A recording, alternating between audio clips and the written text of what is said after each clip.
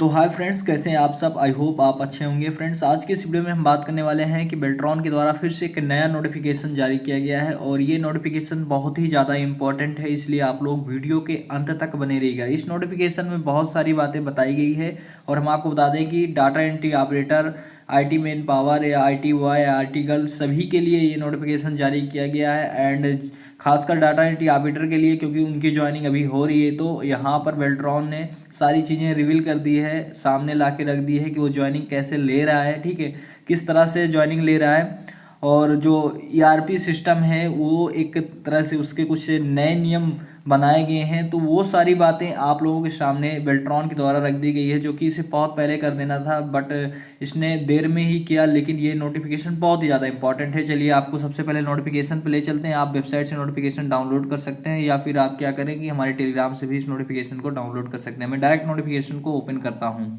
तो फ्रेंड्स, मैं आपको बता दूं कि डाटा एंट्री ऑपरेटर की ज्वाइनिंग के लिए ये बिग अपडेट हो सकती है। जैसे कि आप देख पा रहे हो कि Bihar state electronics development corporation limited, Beltron भवन, शास्त्री नगर, पटना, नए प्रोग्रामर एवं डाटा एंट्री ऑपरेटर के अभियोजन, ठीक है। एंड यहाँ पर अभियोजन दिया गया है, जैसे कि आप यहाँ पर देख पा रहे हो। तो आप देख पा रहे हो, सबसे पहले यहाँ पर बेल्ट्रॉन ने बताया है कि जो प्रोग्रामर और डाटा एंट्री ऑपरेटर होते हैं उनकी जो सेवा उपलब्ध कराता है, कैसे कराता है। तो सबसे पहले यहाँ पर CBT यानी कंप्यूटर बेस्ड टेस्ट लिया जाता है। CBT परीक्षा में सफल अभ्यर्थियों की टाइपिंग परीक्षा ली जाती है और CBT एवं टाइपिंग दोनों परीक्षाओं में सफल अभ्यर्थियों का एक पूल तैयार किया जाता है, ठीक है।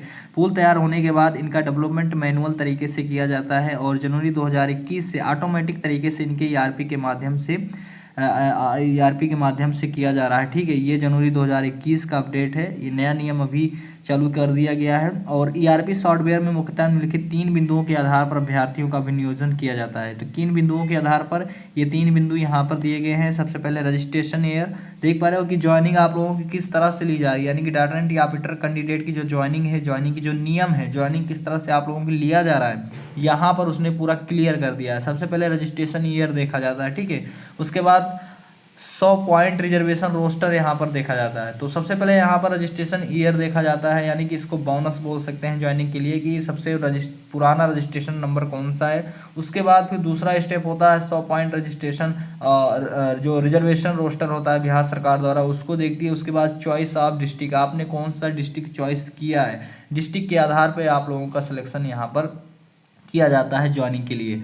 उसके बाद आप देख पा रहे हो कि पंजीयन वर्ष एवं पंजीयन संख्या के आधार पर ERP सिस्टम एवं जो वर्चुअल यहाँ पर एम्प्लॉय ID क्रिएट करता है, जो एम्प्लॉय ID क्रिएट की जाती है। और उदाहरण पे यहाँ पर दिया गया है, जो कि अनडेवलप्ड KYC में ERP सिस्टम द्वारा सत्यापित की गई DO की वार्षिक विवरण निम्नवत है। तो इसी तरह से सभी लोगों की आगे चल के ज्वाइनिंग फ्यूचर में बेल्ट्रॉन करता रहेगा। बट यहाँ पे डाटा एंट्री ऑपरेटर की जो अभी पास आउट कैंडिडेट हैं 2019 के या इससे पहले जिनकी ज्वाइनिंग अभी होना है, उनकी जो लिस्ट तैयार की गई है, कुछ इस नियम पे तैयार की गई है और इस तरह से कुछ एग्जाम्पल भी दिया गया है कि उन्होंने कैसे तैयार किया। जैसे कि 2013 के यहाँ पर 28 कैंडिडेट रखे हैं, यानी कि ये जो रजिस्ट्रेशन ईयर वाले का पहला एग्जाम्पल यहाँ पर दे दिया है। रजिस्ट्रेशन ईयर का सबसे पुराना जो रजिस्ट्रेशन नंबर है उनको यहाँ पर पहले रख लिया गया है, वो 28 कैंडिडेट थे 2013 के। उसके बाद 2014 के 54 कैंडिडेट रखे गए, यानी कि रजिस्ट्रेशन वाइज। फिर 2015 के 38 कैंडिडेट रखे गए। फिर 2016 के 144 कैंडिडेट रखे गए। फिर 2018 के 2 कैंडिडेट को यहाँ पर रखा गया। फिर यहाँ पर 2019 के 6734 कैंडिडेट को यहाँ पर रखा गया है। टोटल कितने पास आउट कैंडिडेट थे, तो 7311 कैंडिडेट पास आउट थे, जिनमें से 6734 कैंडिडेट को यहाँ पर 2019 में शामिल किया गया है, ठीक है। तो कुछ इस तरह से बेल्ट्रॉन ज्वाइनिंग अपनी ले रहा है। अब आगे आप देख पा रहे हो यहाँ पर दिया गया है। तो बेल्ट्रॉन के द्वारा कहा जा रहा है कि ERP द्वारा उक्त विभिन्न वर्षों में पंजीयन कराए हुए अभ्यर्थियों में से पहले पंजीयन कराए अभ्यर्थियों की वरीयता देते हुए, वरीयता यानी कि जिनका पहले से रजिस्ट्रेशन हुआ, जैसे कि आपको बताया मैंने ऊपर रजिस्ट्रेशन ईयर के हिसाब से, ठीक है। समान प्रशासन विभाग द्वारा जारी किए गए 100 बिंदु आरक्षण रोस्टर, उसके बाद 100 बिंदु आरक्षण रोस्टर दिखा जाता है। फिर अभ्यर्थी द्वारा चयन किए गए जिले को ध्यान में रखते हुए उनकी प्रतिनियुक्ति की जाती है। उन्होंने कौन सा डिस्ट्रिक्ट चूज किया था, उस डिस्ट्रिक्ट में रिक्ति है तो वहाँ पर फिर आप लोगों को भेजा जाता है। तो उनके ज़िले में जो आप लोगों ने चूज किया था KYC करते समय, उसको भी यहाँ पर ध्यान में रखा जाता है। उसके बाद ERP के माध्यम से नियुक्ति की प्रक्रिया निम्नवत है।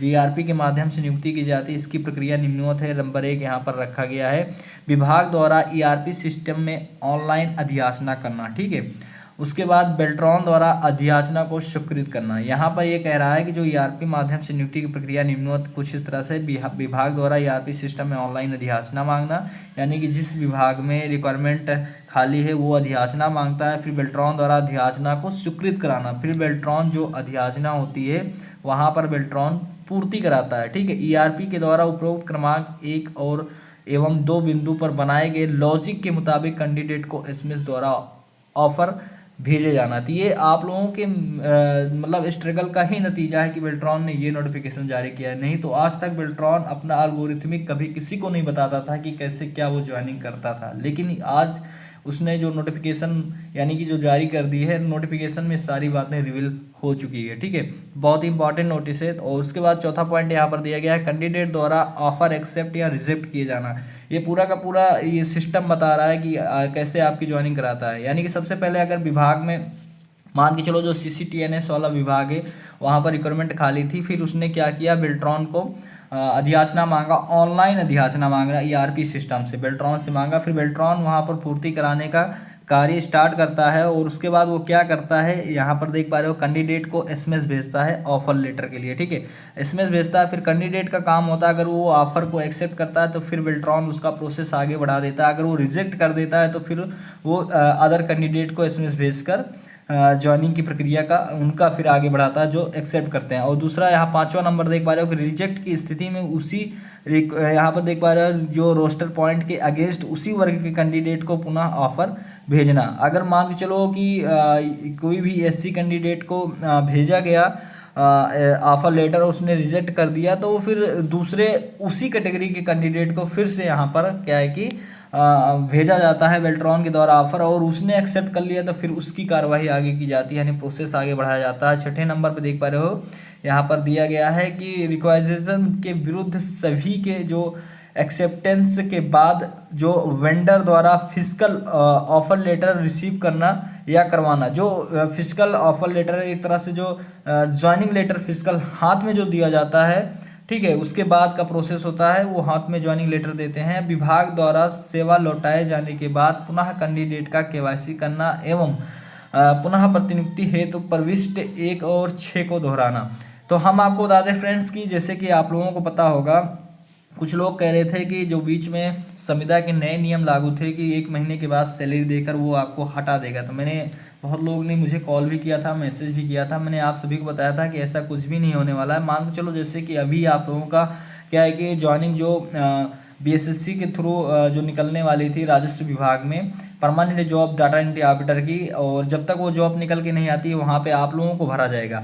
और मान के चलो आप लोगों को भरा जाता है 1 ईयर के लिए, ऐसा कहा जा रहा है कि 1 ईयर के बाद परमानेंट का विज्ञापन निकल कर आ जाएगा, उसके बाद आप लोगों को हटा दिया जाएगा। तो इसका मतलब ये नहीं होगा कि हमेशा के लिए हटा दिया जाएगा। जैसे ही आपको हटाया जाएगा आपकी यहाँ पर पुनः KYC की जाएगी। 7वें नंबर का पॉइंट देखिएगा, विभाग द्वारा सेवा लौटाए जाने के बाद पुनः कैंडिडेट का KYC करना, यानी कि फिर कैंडिडेट का KYC होगा, उसके बाद फिर से ये सारी प्रक्रिया जो यहाँ पर दी गई है उन सारी प्रक्रिया को यहाँ पर फिर से दोहराया जाएगा। ठीक है, वही प्रोसेस स्टार्ट होगा 1 से 6 तक वाला, और उस प्रोसेस के हिसाब से फिर से आपको जिस डिपार्टमेंट में अधियाचना जिस डिपार्टमेंट से मांगी जाएगी उस डिपार्टमेंट में आपको अधियाचना भेज दिया जाएगा, फिर से आपको ज्वाइनिंग दिला दी जाएगी। लेकिन हाँ, इन दोनों प्रोसेस के बीच में अगर जब तक डिपार्टमेंट अधियाचना नहीं मांगता है तब तक आपको बैठना पड़ेगा, ये आप याद रखिए। ठीक है, उसके बाद आप देख पा रहे हो दिया गया है, और भी पॉइंट मैं क्लियर करता हूँ। तो यहाँ पर देख पा रहे हो फ्रेंड्स, आगे के कुछ पॉइंट इस तरह से हैं कि अभी बेल्ट्रॉन के पास 2019 की दक्षता परीक्षा में सफल डाटा एंट्री ऑपरेटर अभ्यर्थियों में से 6734 की KYC सत्यापित कर ली गई है। साथ ही 2019 पहले की दक्षता परीक्षा में सफल 266 डाटा एंट्री ऑपरेटर तथा 261 प्रोग्रामर का KYC सत्यापित किया जा चुका है। KYC सत्यापित डाटा एंट्री ऑपरेटर, प्रोग्रामर व स्टेनोग्राफर की वरीयता सूची बेल्ट्रॉन के वेबसाइट पर प्रकाशित है, और इसी सूची से जनवरी 2021 माह से प्रतिनियुक्ति की जा रही है। अभ्यर्थियों से अनुरोध है कि वे अपने पासवर्ड को किसी के साथ शेयर ना करें। ठीक है, उसके बाद फ्रेंड्स हम आपको बता दें कि यहाँ पर कैसे कैसे कितने डाटा एंट्री ऑपरेटर हैं, क्या सारी चीज़ें यहाँ पर दी गई है। जैसे कि दिनांक 30/2/2021 तक 1561 data entry operator, 1 stenographer, 36 programmer को ईआरपी के माध्यम से ऑफर भेजा गया है, जिसमें अब तक 762 डाटा एंट्री ऑपरेटर, 731 स्टेनो जो ऑपरेटर हैं और स्टेनोग्राफर 1 एवं प्रोग्रामर 30 अभ्यर्थियों को अंतिम रूप से प्रतिनियुक्ति पत्र रिलीज करने हेतु मैन पावर एजेंसी को निर्देश दिया जा चुका है एवं एजेंसी द्वारा प्रतिनियुक्ति पत्र अभ्यर्थियों को निर्गत किया जा रहा है।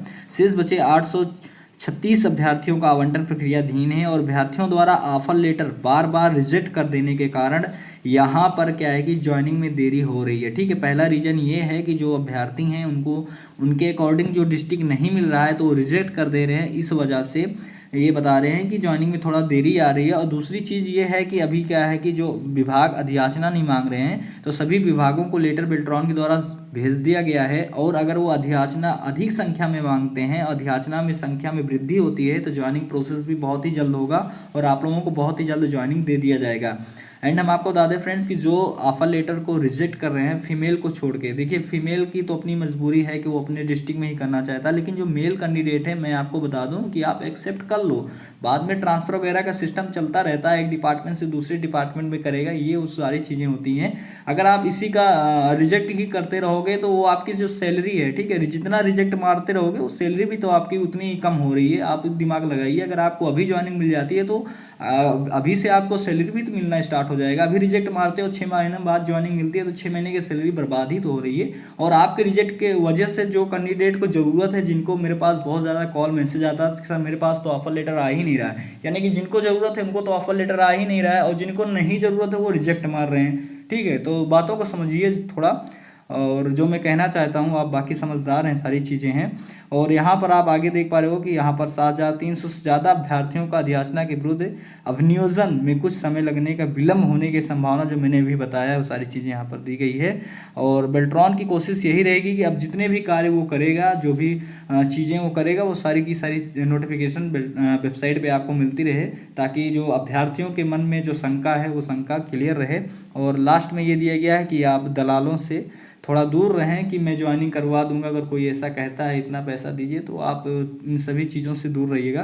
तो यही नोटिफिकेशन थी और इस कुछ बातें जो हमने आप लोगों को बताया, आई होप आपको समझ में आया होगा। जानकारी अच्छी लगी हो तो वीडियो को लाइक करें, वीडियो को ज़्यादा से ज़्यादा अपने फ्रेंड के साथ शेयर करें। डाटा एंट्री ऑपरेटर यानी बेल्ट्रॉन की पल अपडेट लेने के लिए आप हमारे चैनल को जरूर सब्सक्राइब करें, फेसबुक पेज और टेलीग्राम चैनल से जरूर जुड़ जाएँ, वहाँ पर नोटिफिकेशन सेंड कर दिया जाएगा। फिर मिलेंगे नेक्स्ट वीडियो में, तब तक के लिए बाय, टेक केयर।